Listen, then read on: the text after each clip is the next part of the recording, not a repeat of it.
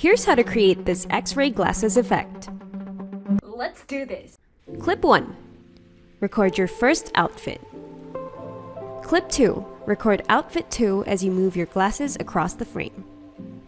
Download the latest version of InShot via the link in our description. Import clip 1 into InShot. Tap PIP and add clip number 2. Press autofill to fit to screen.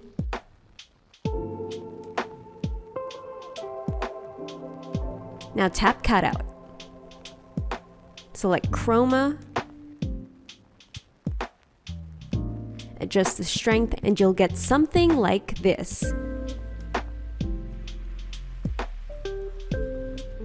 Would you try this X-ray glasses effect? Let us know in the comments. Here are the final results. Perfect. Oh my God. Isn't it great? Chris.